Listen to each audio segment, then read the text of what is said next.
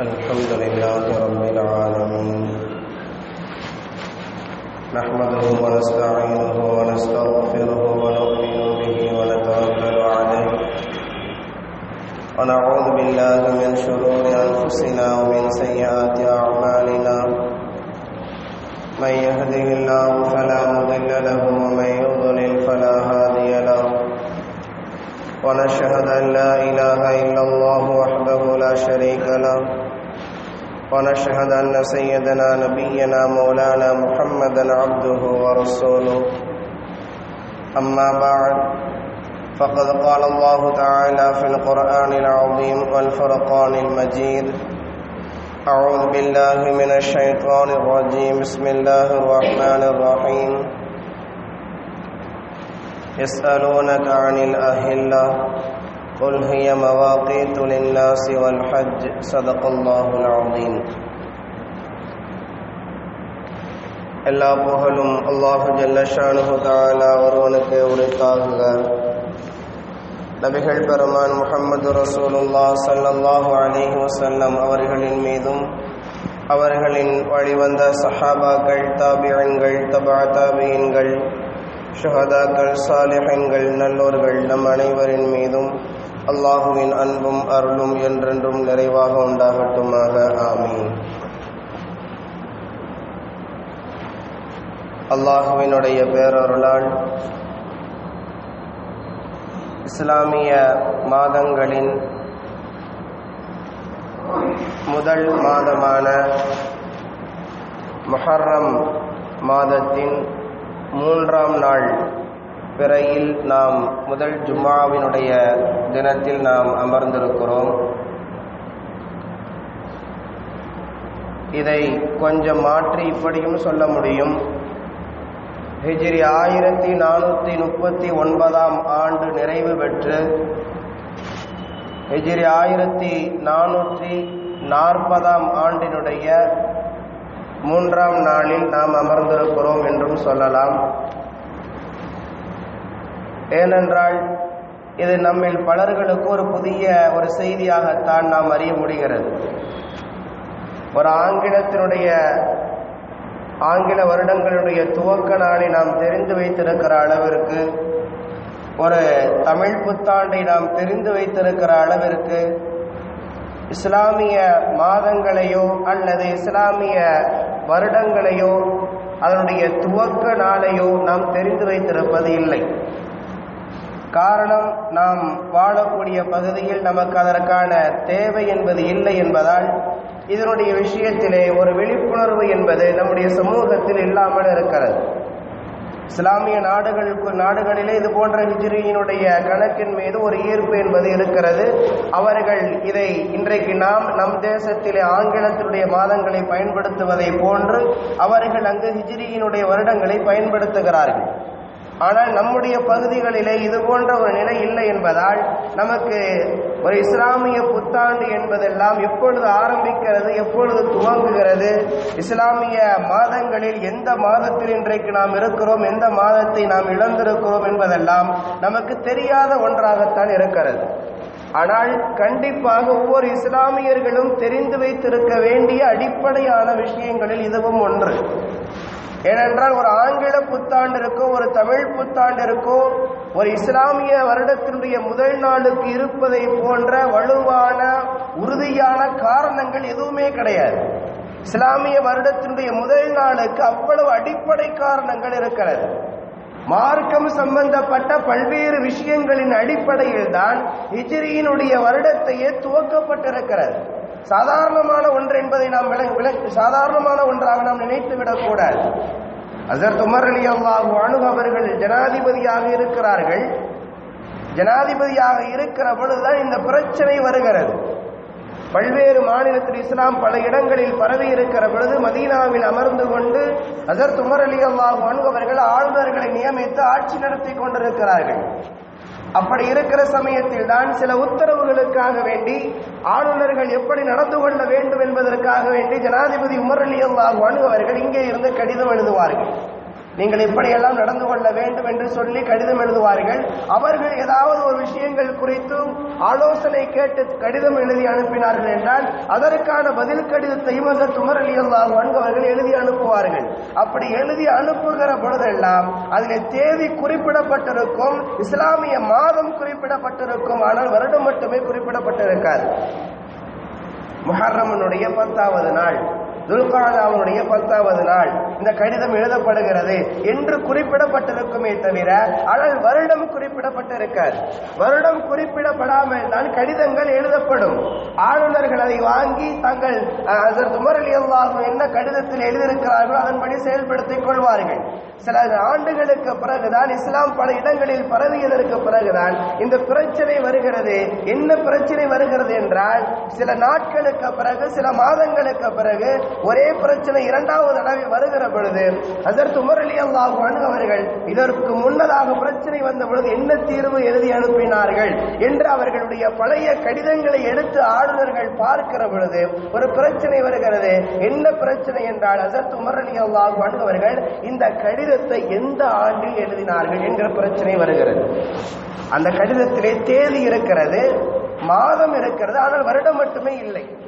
வருடம் என்பது கிடையாது. எனவே எந்த வருடத்தில் ஹஜ்ரத் உமர் ரலியல்லாஹு இந்த உத்தரவு நமக்கு போட்டார்கள்? பல்வேறு கடிதங்கள் இருக்கிற பொழுது எது முந்தைய கடிதம், எது பிந்திய கடிதம் என்கிற பிரச்சனைகள் எல்லாம் ஆளுநர்களுக்கு மத்தியிலே வருகிற பொழுது ஆளுநர்கள் எல்லோரும் கடிதம் எழுதி அனுப்புகிறார்கள். ஹஜ்ரத் உமர் ரலியல்லாஹுவிற்கு, ஜனாதிபதி அவர்களே, நீங்கள் கடிதம் எழுதி அனுப்புகிறீர்கள், உங்களினுடைய கட்டளையின்படி நாங்கள் ஆட்சி நடத்துகிறோம், ஆனால் சில சமயங்கள் எங்களுக்கு இது போன்ற பிரச்சனைகள் வருகிறது, எங்களுக்கு தெளிவாக புரிந்து கொள்ள முடியவில்லை, எந்த கடிதம் முந்திய கடிதம், எந்த கடிதம் பிந்திய கடிதம் என்கிற ஒரு புரிதல் எங்களுக்கு தெரியாமல் இருக்கிறது. இது குறித்தும் நீங்கள் உடனடியாக எங்களுக்கு ஒரு தெளிவை ஏற்படுத்த வேண்டும் என்று ஆளுநர்களிடத்திலே ஆலோசனைகள் எல்லாம் வருகிற பொழுதுதான் ஹஜ்ரத் உமர் ரலியல்லாஹு அன்ஹு அவர்கள் வருடம் குறிப்பிடப்படாமல் கடிதம் எழுதப்படுவதால் ஏற்படுகிற ஆபத்துகளை விளங்கினார்கள், புரிந்து கொண்டார்கள். உடனடியாக ஆலோசனை கூட்டம் நடக்கிறது. ஆலோசனை கூட்டம் சஹாபாக்களோடு நடக்கிறது. ஹஜ்ரத் உமர் ரலியல்லாஹு அன்ஹு அவர்கள் இந்த நிகழ்ச்சிகளை எல்லாம் எடுத்து சொல்லி, இஸ்லாமியர்களுக்கு என ஒரு வருடத்தினுடைய துவக்கம் தேவை, இஸ்லாமியர்களுக்கான ஒரு வருடம் தேவை என்பதை ஹஜ்ரத் உமர் ரலியல்லாஹு அன்ஹு அவர்கள் சஹாபாக்களுக்கு மத்தியில் எடுத்து சொல்கிறார்கள். எதை இஸ்லாமிய வருடத்தினுடைய துவக்க வருடமாக வைத்துக் கொள்ளலாம், எந்த நாளை இஸ்லாமிய வருடத்தினுடைய துவக்க வருடமாக ஏற்படுத்திக் கொள்ளலாம் என்று ஆலோசனை கேட்கிறார்கள். ஒவ்வொரு சஹாபாக்களும் ஒவ்வொரு கருத்துக்களை முன்வைக்கிறார்கள்.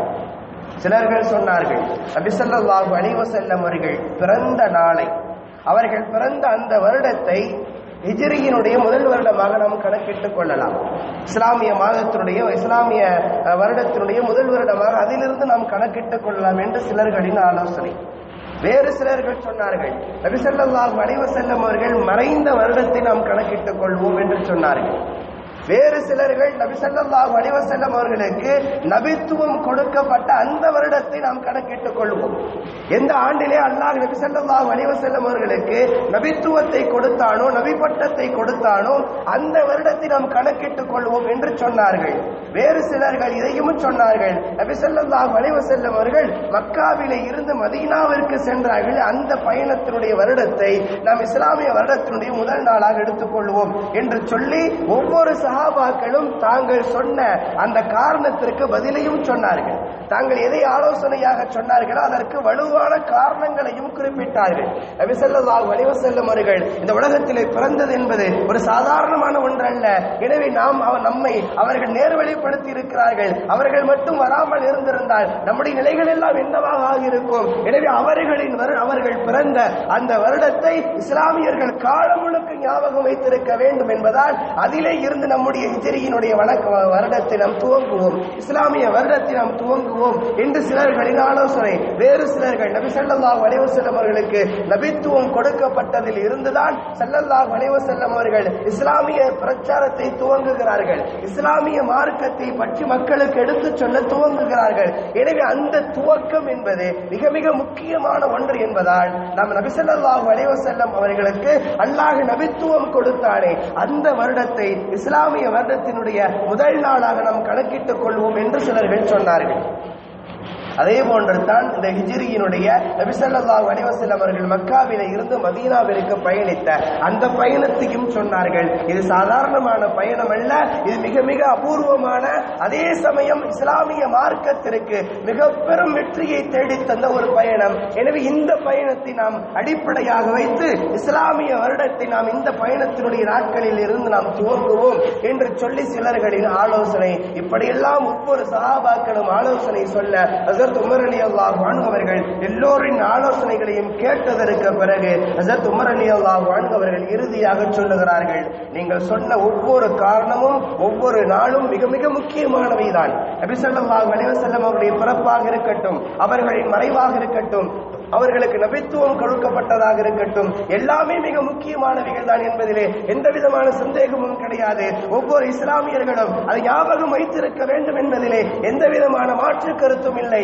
ஆனாலும் இதை எல்லாவற்றையும் விட என் பார்வையில் மிக மிக வலுவான ஒன்று நபி ஸல்லல்லாஹு அலைஹி வஸல்லம் அவர்கள் மக்காவிலே இருந்து மதீனா நோக்கி பயணித்த பயணம். அது சாதாரணமான ஒரு பயணம் அல்ல. நபி ஸல்லல்லாஹு அலைஹி வஸல்லம் அவர்கள் இந்த மார்க்கத்தை காப்பாற்றுவதற்காக வேண்டி, இந்த மார்க்கத்தை உயிரோட்டம் உள்ளதாக ஆக்குவதற்காக வேண்டி தங்கள் உயிருக்கு பயந்து பயணித்த பயணம் அல்ல.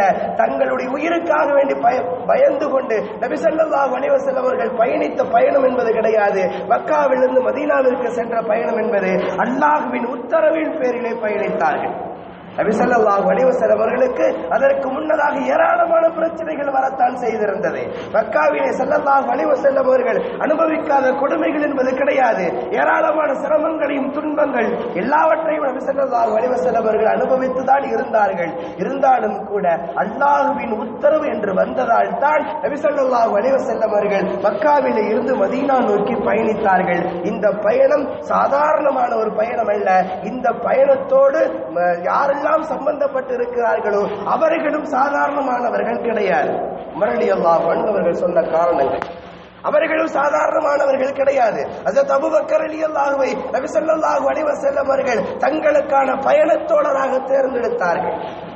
ஸல்லல்லாஹு அலைஹி வஸல்லம் அவர்களும் ஹஜ்ரத் அபூபக்கர் ரலியல்லாஹு அன்ஹு அவர்களும் சென்ற அந்த பயணம் குறித்து திருக்குர்ஆன் கூறுகிறது.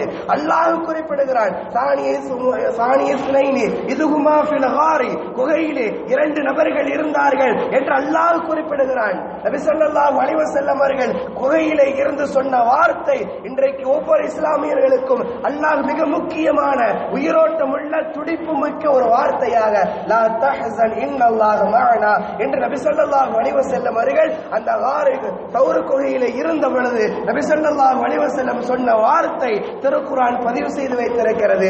எனவே இந்த பயணம் என்பது சாதாரணமான ஒரு பயணம் அல்ல.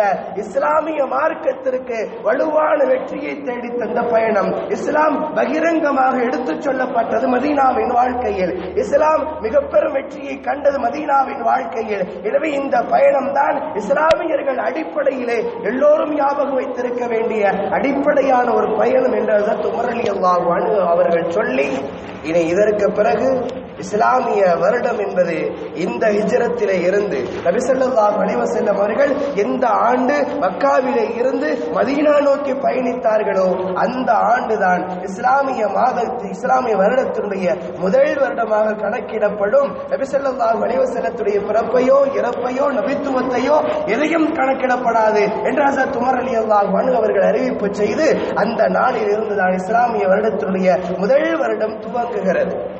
அந்த பயணம் துவங்கி 1439 நிறைவு பெற்று நபி ஸல்லல்லாஹு அலைஹி வஸல்லம் அவர்கள் மக்காவிலே இருந்து மதீனாவிற்கு புறப்பட்ட அந்த பயணம் இஸ்லாமிய மார்க்கத்தினுடைய வலுவான வெற்றியை ஏற்படுத்தி தந்த அந்த மதீனாவின் பயணம் நடந்து 1439 நிறைவு பெற்று இன்றைக்கு 1440 நாம் இன்றைக்கு நுழைந்திருக்கிறோம். எனவே இது சாதாரணமான ஒரு பயணமாக நாம் நினைத்து விட முடியாது.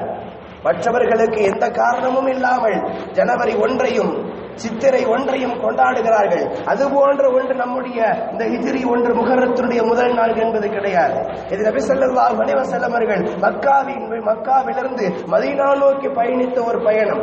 வலுவான காரணங்களையும் அழுத்தமான காரணங்களையும் பதிவு செய்திருக்கக்கூடிய ஒரு பயணம். நபி ஸல்லல்லாஹு அலைஹி வஸல்லம் அவர்களுடைய ஏராளமான துன்பங்களை பதிவு செய்திருக்கக்கூடிய பயணம். சஹாபாக்களுடைய ஏராளமான சிரமங்களையும் கஷ்டங்களையும் பதிவு செய்திருக்கக்கூடிய ஒரு பயணம். ஹிஜ்ரத்துடைய பயணம் என்பது எந்த சஹாபிக்கும் அவ்வளவு சாதாரணமாக நடந்த ஒன்று என்பது கிடையாது.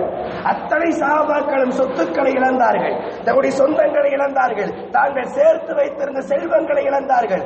எல்லாவற்றையும் இழந்து அனாதைகளாக சென்ற ஒரு பயணம் தான் இந்த ஹிஜ்ரத்துடைய பயணம். அதைத்தான் ஹஜ்ரத் உமர் ரலியல்லாஹு அன்ஹு அவர்கள் தேர்ந்தெடுத்தார்கள். ஒரு சஹாபி மக்காவில் இருந்து மதீனாவிற்கு ஹிஜ்ரத் செய்த இரவோடு இரவாக வருகிறார்கள். மக்காவினுடைய எல்லையை கடந்ததும் மக்கா குஃபார்கள் எல்லோரும் வந்து வளைத்துக் கொண்டார்கள்.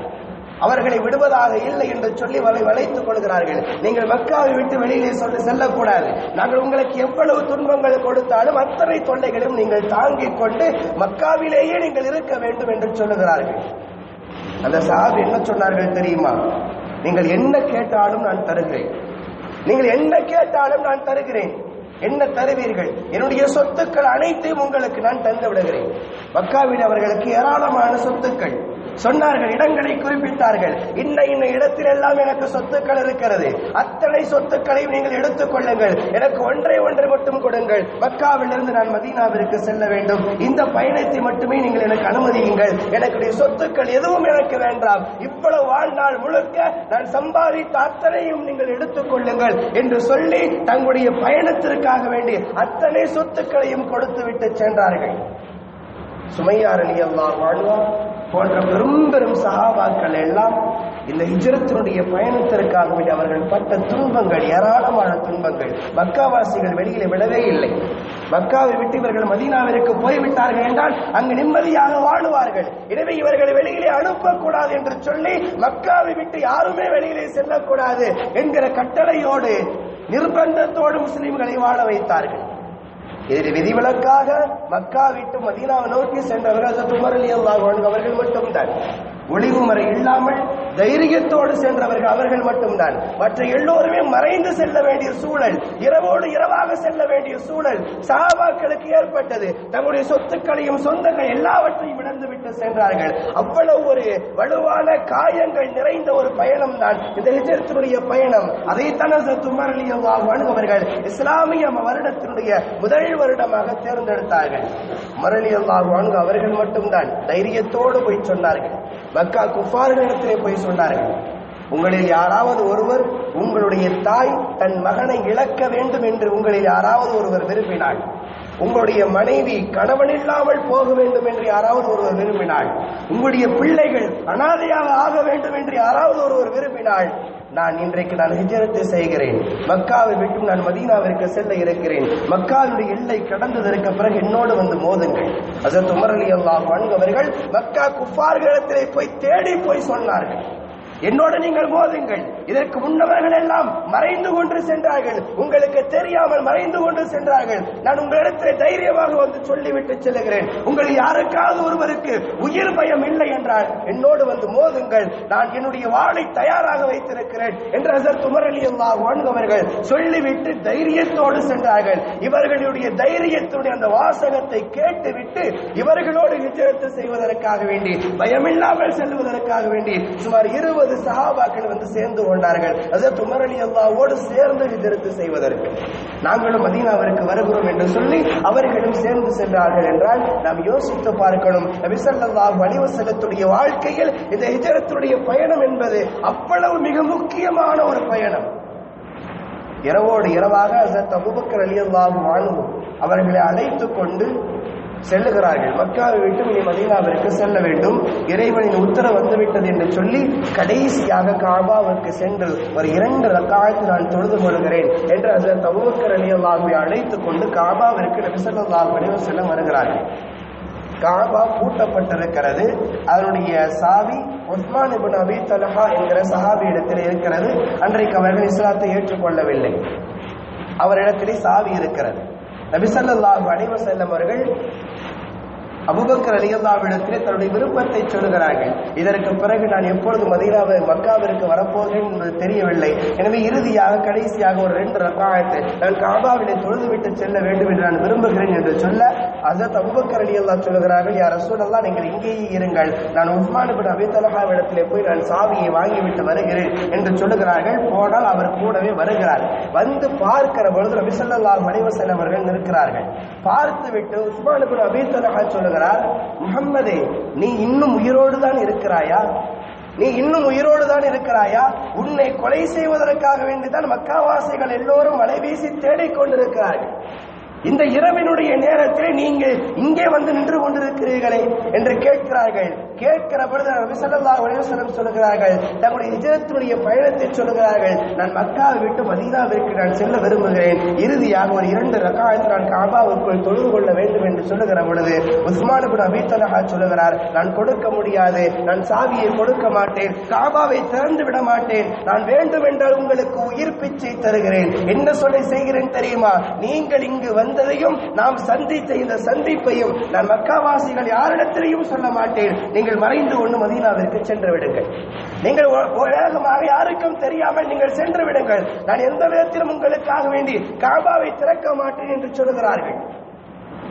நபி ஸல்லல்லாஹு அலைஹி வஸல்லம் அவர்கள் சொல்லுகிறார்கள், உஸ்மான் இப்னு அபீ தல்ஹா ரலியல்லாஹு பார்த்து சொல்லுகிறார்கள், உஸ்மானே, நீ ஞாபகம் வைத்துக்கொள், நீ நன்றாக ஞாபகம் வைத்துக்கொள், ஒரு நாள் வரும், அந்த நாளிலே என்னுடைய இடத்திலே நீ இருப்பாய், உன்னுடைய இடத்திலே நான் இருப்பேன் என்கிறார்கள் ஸல்லல்லாஹு அலைஹி வஸல்லம். இன்றைக்கு நீ காபாவினுடைய சாவி உன் கையில் இருப்பதால் நீ தருவதற்கு மறுக்கிறாய். ஒரு நாள் வரும், அந்த நாளில் இந்த சாவி என்னிடத்திலே இருக்கும், நீ அனாதையாக வெளியில் நின்று கொண்டிருப்பாய், அந்த காலம் வெகு விரைவில் வரும் என்று நபி ஸல்லல்லாஹு அலைஹி வஸல்லம் அவர்கள் சொல்லிவிட்டு ஹிஜ்ரத்துடைய பயணத்திற்கு செல்கிறார்கள். வரலாறு சொல்லுகிறது, நபி ஸல்லல்லாஹு அலைஹி வஸல்லம் அவர்களுடைய ஃபத்ஹ் மக்காவினுடைய வெற்றி, நபி ஸல்லல்லாஹு அலைஹி வஸல்லம் அவர்கள் வருகிறார்கள், மக்காவிற்குள் வருகிறார்கள், வெற்றி நாயகராக உள்ளே வருகிறார்கள். வந்து நேரடியாக காபத்துல்லாஹ்விற்கு வருகிறார்கள், தொழ வேண்டும், 2 ரக்காயத்து தொழ வேண்டும். வந்து நிற்கிறார்கள் நபி ஸல்லல்லாஹு அலைஹி வஸல்லம். அதே அபூபக்கர் ரலியல்லாஹு அழைக்கிறார்கள், இப்பொழுது உஸ்மான் இப்னு அபீ தல்ஹா எங்கே? அழைத்து வாருங்கள். நபி ஸல்லல்லாஹு அலைஹி வஸல்லம் சொல்கிறார்கள், அந்த உஸ்மான் இப்னு அபீ தல்ஹா பயந்து கொண்டே வருகிறார். என்னவென்றால் முன்பு நடந்த அந்த நிகழ்ச்சி எல்லாம் இப்பொழுது ஞாபகம். இப்பொழுது மக்காவே நபி ஸல்லல்லாஹு அலைஹி வஸல்லத்துடைய கையிலே இருக்கிறது. அன்றைக்கு ஒரு சாவியை தர மறுத்த உஸ்மான் இப்னு அபீ தல்ஹா கூனி குறுகி கொண்டு வந்து நபி ஸல்லல்லாஹு அலைஹி வஸல்லம் அவர்களுக்கு முன்னால் வந்து நிற்கிறார். வந்து நிற்கிற பொழுது நபி ஸல்லல்லாஹு அலைஹி வஸல்லம் அவர்கள் சொல்லுகிறார்கள், கேட்கிறார்கள், உஸ்மான் இப்னு அபீ தல்ஹா, உனக்கு ஞாபகம் இருக்கிறதா? ஒரு நாள் உனக்கும் எனக்கும் மத்தியிலே ஒரு இரவினுடைய நேரத்தில் இதே இடத்திலே ஆலோசனைகள், இதே இடத்திலே பேச்சுக்கள் நடந்ததை உனக்கு ஞாபகம் இருக்கிறதா என்று கேட்கிறார்கள். உஸ்மான் இப்னு அபீ தல்ஹா ரலியல்லாஹு சொல்லுகிறார்கள், யா ரசூலல்லாஹ், நன்றாக எனக்கு ஞாபகம் இருக்கிறது, நடந்த நிகழ்ச்சிகள் எல்லாம் ஞாபகம் இருக்கிறது, பிடியுங்கள் சாவி, காபாவினுடைய சாவியை இந்தாங்கள், பிடித்துக் கொள்ளுங்கள் என்று உஸ்மான் இப்னு அபீ தல்ஹா சொல்லுகிறார்கள். நபி ஸல்லல்லாஹு அலைஹி வஸல்லம் சொல்லுகிறார்கள், உஸ்மான் இப்னு அபீ தல்ஹா, சாவி உன்னிடத்திலேயே இருக்கட்டும், நீயே காபாவை திறந்து விடு என்கிறார்கள். நபி ஸல்லல்லாஹு அலைஹி வஸல்லம் அவர்களோடு சஹாபாக்கள் இருக்கிறார்கள். சஹாபாக்கள் சொல்லுகிறார்கள், யா ரசூலல்லாஹ், சாவியை அவரிடத்திலிருந்து பிடுங்குங்கள். உங்களிடத்திலே ஒரு சமயம் தர மறுத்தார் இல்லையா? எனவே நீங்கள் அவரிடத்திலிருந்து பிடுங்குங்கள், இனிமேல் அவரிடத்தில் சாவி இருக்கவே கூடாது, நீங்கள் பிடுங்குங்கள் என்று சொல்கிறார்கள். நபி ஸல்லல்லாஹு அலைஹி வஸல்லம் சாவியை வாங்கவில்லை. உஸ்மான் இப்னு அபீ தல்ஹாவை பார்த்து சொல்கிறார்கள், நீங்களே காபாவை திறங்குங்கள். திறக்கிறார்கள். நபி ஸல்லல்லாஹு அலைஹி வஸல்லம் உள்ளே சென்று தொழுகிறார்கள். எல்லாம் முடிந்ததற்கு பிறகு வெளியிலே வருகிற பொழுது சஹாபாக்கள் மீண்டும் ரசூலுல்லாஹ்விடத்தில் சொல்கிறார்கள், யா ரசூலல்லாஹ், அந்த சாவியை வாங்கிக் கொடுங்கள். உங்களை தர மறுத்தவர் அன்றைக்கு ஒரு நாள் உங்களை காபாவுக்கு அனுமதிக்க மறுத்தார், எனவே சாவியை வாங்குங்கள். நபி ஸல்லல்லாஹு அலைஹி வஸல்லம் சொல்லுகிறார்கள், உஸ்மான் இப்னு அபீ தல்ஹாவை பார்த்து சொல்கிறார்கள், இந்த சாவி கடைசி வரை உங்களிடத்திலே தான் இருக்கும். நபி ஸல்லல்லாஹு அலைஹி வஸல்லம் சொல்லுகிற வார்த்தை, இந்த சாவி காபத்துல்லாஹ்வினுடைய சாவி கடைசி வரை உங்களிடத்தில் தான் இருக்கும், உங்களின் குடும்பத்தார்களிடத்தில் தான் இருக்கும். நானோ என் சஹாபாக்களோ என் தோழர்களோ வாங்க மாட்டோம் என்கிறார்கள் நபி ஸல்லல்லாஹு அலைஹி வஸல்லம். கடைசி வரை சாவி உங்களிடத்தில் தான் இருக்கும் என்கிறார்கள். இந்த வார்த்தை அவருடைய உள்ளத்தை மாற்றியது. இஸ்லாத்தை ஏற்றுக்கொள்கிறார்கள் உஸ்மான் இப்னு அபீ தல்ஹா ரலியல்லாஹு அன்ஹு அவர்கள். இதனுடைய மிகப்பெரிய ஒரு அற்புதம் என்ன தெரியுமா? நபி ஸல்லல்லாஹு அலைஹி வஸல்லம் அவர்கள் சொன்ன வார்த்தை எத்தனை காலமாக இருந்தாலும் சரி பள்ளிக்கும் அது நடக்கும் என்பதற்கான மிக அபூர்வமான நடந்த ஒரு அற்புதமான ஒரு செய்தி என்ன தெரியுமா? இந்த 2017 சவுதியினுடைய மன்னராக சல்மான் வந்ததற்கு பிறகு 2017 ஹஜ்ஜினுடைய சமயம் அந்த சாவி என்பது, இந்த கஅபத்துல்லாஹ்வுடைய சாவி என்பது உஸ்மான் இப்னு அபீ தல்ஹா ரலியல்லாஹு அன்ஹு அவர்களில் துவங்கி அவருடைய குடும்பத்தார்களிடத்தில் இருந்தே வந்தது. இந்த சல்மான் மன்னராக வந்ததற்கு பிறகு அந்த சாவியை அந்த குடும்பத்தார்களிடத்திலிருந்து வாங்கி அரசாங்கத்தினுடைய கண்ட்ரோலுக்கு, அரசாங்கத்தினுடைய கட்டுப்பாட்டிற்கு அந்த கஅபத்துல்லாஹ்வுடைய சாவியை கொண்டு வருகிறார்கள். கொண்டு வந்ததற்கு பிறகு கஅபாவை ஒரு சமயம் ஹஜ்ஜுக்கு 2017 அந்த ஹஜ்ஜுடைய நாட்களுக்கு முன்னதாக கஅபாவை சுத்தப்படுத்துவதற்காக வேண்டி மன்னர் மிகப்பெரிய விமர்சனமாக மிக ஆடம்பரத்தோடு செல்லுகிறார். எதற்காக வேண்டி? கஅபாவை திறந்து உள்ளே சுத்தம் படுத்துவதற்காக வேண்டி மன்னர் சல்மான் செல்லுகிறார். சென்று பார்த்து அங்கே கஅபத்துல்லா பூட்டப்பட்டிருக்கிறது. சாவி கொண்டு வந்து கொடுக்கப்படுகிறது. திறக்கிறார்கள். சாவி திறக்க மறுக்கிறது. கஅபத்துல்லாவை திறக்க முடியவில்லை. மீண்டும் மீண்டும் திறக்கிறார். அரசாங்கத்தால் செய்யப்பட்ட பூட்டு, அரசாங்கத்தால் செய்யப்பட்ட சாவிதான். நேற்று வரை எல்லா நாட்களும் திறந்து கொண்டு வந்த ஒன்று இப்பொழுது மன்னர் வந்து திறக்கிறார். திறக்க முடியவில்லை. மீண்டும் மீண்டும் திறந்து பார்க்க திறக்கவே முடியவில்லை. என்ன நடக்கிறது தெரியுமா? அதற்கு பிறகு சல்மான் அறிவிப்பு செய்கிறார், உஸ்மான் இப்னு அபீ தல்ஹாவினுடைய வாரிசை அழைத்து வாருங்கள். 10 வயது சிறுவன் அழைத்து வரப்படுகிறார். உஸ்மான் இப்னு அபீ தல்ஹாவினுடைய பரம்பரையில் வந்த 10 வயது சிறுவன் அழைத்து வரப்படுகிறார். அழைத்து வரப்பட்டு எந்த மன்னனுடைய கைப்பட்டு திறப்பதற்கு மறுத்ததோ அந்த சாவியை அந்த 10 வயது சிறுவனிடத்திலே கொடுத்து திறக்க சொல்கிறார். கஅபத்துல்லாஹ்வுடைய பூட்டு திறந்து கொள்கிறது. கஅபாவினுடைய பூட்டு திறக்கிறது.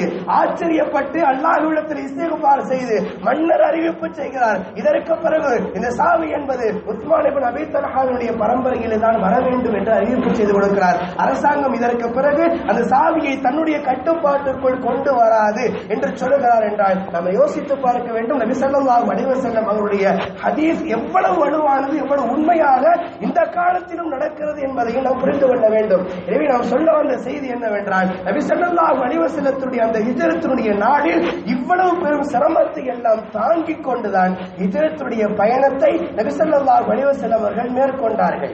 ஹிஜ்ரத்திற்கு வந்ததற்கு பிறகு பல சஹாபாக்கள் ரசூலுல்லாஹ்விடத்தில் வந்து முறையிட்டார்கள், யா ரசூலல்லாஹ், எங்களால் அவர்கள் கொடுக்கக்கூடிய சிரமங்களை தாங்கிக் கொள்ள முடியவில்லை, எங்களால் அவர்கள் வலுவான சிரமங்களை எல்லாம் கொடுக்கிறார்கள். நபி ஸல்லல்லாஹு அலைஹி வஸல்லம் அவர்கள் அவர்களுக்கெல்லாம் சொன்ன ஒரே பதில் இதுதான், பொறுமையாக இருங்கள், வாய்ப்பு கிடைக்கிற பொழுது நீங்கள் ஹிஜ்ரத் செய்து மதீனாவிற்கு வந்து சேருங்கள். இந்த 2 பதிலைத்தான் நபி ஸல்லல்லாஹு அலைஹி வஸல்லம் சொன்னார்கள். பொறுமையாக இருங்கள், அல்லாஹ்வுடைய உதவி வெகு விரைவில் வரும். அதே சமயம் உங்களால் ஹிஜ்ரத் செய்து மதீனாவிற்கு வர முடியும் என்றால் நீங்கள் வெகு விரைவில் மதீனா வந்து சேர்ந்து விடுங்கள் என்று நபி ஸல்லல்லாஹு அலைஹி வஸல்லம் அவர்கள் அறிவிப்பு செய்தார்கள். அதே சமயம் நாம் புரிந்து கொள்ள வேண்டிய இன்னொரு செய்தி என்னவென்றால், இந்த ஹிஜ்ரத்தினுடைய பயணத்திலே நாம் கணக்கிடக்கூடிய இந்த இஸ்லாமிய கணக்கு என்பது, இஸ்லாமிய வருடத்தினுடைய கணக்கு என்பது அல்லாஹ்வால் ஏற்படுத்தப்படக்கூடிய ஒன்று. ஆனால் ஆங்கில வருடத்துடைய கணக்கு என்பதெல்லாம் சூரிய கணக்கை கொண்டு கணக்கிடப்படுகிறது. ஆனால் இந்த ஹிஜ்ரியினுடைய கணக்கு என்பது சந்திரனை கொண்டு கணக்கிடப்படுகிறது. சந்திரனுடைய கணக்கை கொண்டு அதனுடைய துவக்கத்தை கொண்டும் அதனுடைய மறைவை கொண்டும் கணக்கிடப்படுகிறது. இந்த கணக்கு என்பது அல்லாஹ்வால் ஏற்படுத்தப்பட்ட ஒன்று. யஸ்அலூனக அனில் அஹில்லா, அல்லாஹ் திருக்குர்ஆனிலே வசனம் இறக்கி வைத்தான். பிறை தேய்வதை பற்றியும் அது முழுமை அடைவதை பற்றியும் நபியே உம்மிடத்திலே கேள்வி கேட்கிறார்களா? நீங்கள் சொல்லுங்கள், குல் ஹிய மவாகீத்து லின்னாஸி வல் ஹஜ், ஹஜ்ஜுக்காக வேண்டியும் மக்கள் கால நேரங்களை அளவிட்டுக் கொள்வதற்காக வேண்டியும் தான் நாம் இப்படி ஏற்படுத்துகிறோம் என்று அல்லாஹ் சொல்லுகிறார். அதனால்தான் மார்க்கத்துடைய எல்லா இபாதத்துகளும் பிறையை கொண்டுமே நிர்ணயம் செய்யப்படுகிறது. இது அல்லாஹ்வால் ஏற்படுத்தப்படக்கூடிய கணக்கு என்பதால் சந்திரன் மறைவதும் சந்திரன் தேய்பிறையாக ஆகுவதும் அது முழுமை பெறுவதும் எல்லாமே அல்லாஹ்வுடைய கட்டுப்பாட்டில் இருப்பதால் அல்லாஹுதான் ஒரு மாதத்துடைய துவக்கத்தை ஏற்படுத்துகிறான், ஒரு மாதத்துடைய முடிவையும் அல்லாஹுதான் ஏற்படுத்துகிறான் என்பதால் தான் நபி ஸல்லல்லாஹு அலைஹி வஸல்லம் அவர்கள் ஒவ்வொரு இஸ்லாமிய வருடத்துடைய துவக்க நாளை பிறையினுடைய துவக்க நாளாகவும் இஸ்லாமிய வருடத்தினுடைய முழுமை அதனுடைய முடிவு என்பதை நபி ஸல்லல்லாஹு அலைஹி வஸல்லம் அவர்கள் பிறை முழுமையாக மறைவதையும் அடுத்த மாதத்தினுடைய பிறை துவங்குவதையும் கணக்கிட்டுக் கொள்ள வேண்டும் என்று நபி ஸல்லல்லாஹு அலைஹி வஸல்லம் அவர்கள் நமக்கு கற்றுத் தந்திருக்கிறார்கள். அதனால்தான் நாம் ரமதானுடைய மாதத்தையும் கூட நாம் பிறையை பார்த்து நோன்பு வைத்து பிறையை பார்த்து நாம் நோன்பு விடுகிறோம் என்றால் அந்த மாதத்தையும் நாம் கணக்கிட்டுக் கொள்ளுதல் என்பது அல்லாஹ்வால் ஏற்படுத்தப்பட்ட ஒன்று என்பதையும் நாம் புரிந்து கொள்ள வேண்டும். மாதங்களின் எண்ணிக்கையும் அல்லாஹ்வால் ஏற்படுத்தப்பட்ட ஒன்றுதான். அதே போன்று பிறையினுடைய மாதங்களுடைய எண்ணிக்கையும் அல்லாஹ்வால் ஏற்படுத்தப்பட்ட ஒன்றுதான். إن عدة الشهور عند الله 12 شهرا في كتاب الله يوم خلق السماوات. அல்லாஹ் குர்ஆனில் சொல்லுகிறான், வானம் பூமி படைக்கப்பட்ட நாளிலே இருந்து இஸ்லாமிய மாதத்தினுடைய எண்ணிக்கை என்பது 12 மாதங்கள் என்று அல்லாஹ் மிக தெளிவாக குறிப்பிடுகிறான். அதே போன்று இந்த மாதங்களுடைய 29 ஆகுவதும் ஒரு மாதம் 30 ஆகுவது என்பதெல்லாம் அல்லாஹ்வினுடைய கணக்கெடுப்பே தானே தவிர மனிதர்களால் நிர்ணயம் செய்யப்பட்டது அல்ல. ஒரு ஜனவரி பிப்ரவரி போன்று மனிதர்கள் ஏற்படுத்தியிருப்பதை போன்ற ஒரு நிலை என்பது இல்லை என்பதை நாம் புரிந்து கொள்ள வேண்டும். இஸ்லாமிய மாதத்தினுடைய கணக்கு என்பது 29 ஆகுவதும் 30 ஆகுவதும் அல்லாஹ் ஏற்படுத்துகிற ஒன்று. நிலவை பார்த்து சந்திரனை பார்த்துதான் நாம் முடிவு செய்கிறோம். அது அல்லாஹ் ஏற்படுத்துகிற ஒன்று என்பதையும் நாம் புரிந்து கொள்ள வேண்டும். எனவே நாம் நம்முடைய இந்த இஸ்லாமிய வருடத்துடைய துவக்கம் என்பது வலுவான பல்வேறு இஸ்லாமியர்களுடைய ரத்தங்கள் பின்னணியிலும் பல்வேறு சிரமங்களின் பின்னணியிலும் அவர்களுடைய சொத்துக்கள் அவருடைய சொந்தங்கள் எல்லாவற்றையும் இழந்ததின் பின்னணியிலும் உருவாக்கப்பட்டிருக்கிறது என்பதையும் நாம் புரிந்து கொள்ள கடமைப்பட்டிருக்கிறோம். அல்லாஹ் தஆலா நம் அனைவருக்கும் இது போன்ற இஸ்லாமியர்களுக்கு இருக்கக்கூடிய பல தனித்துவங்களை நாம் விளங்கி அதன்படி வாழ்வதற்கான வாய்ப்பை அல்லாஹ் தஆலா நம் அனைவருக்கும் தந்தருள்வானாக. ஆமீன்.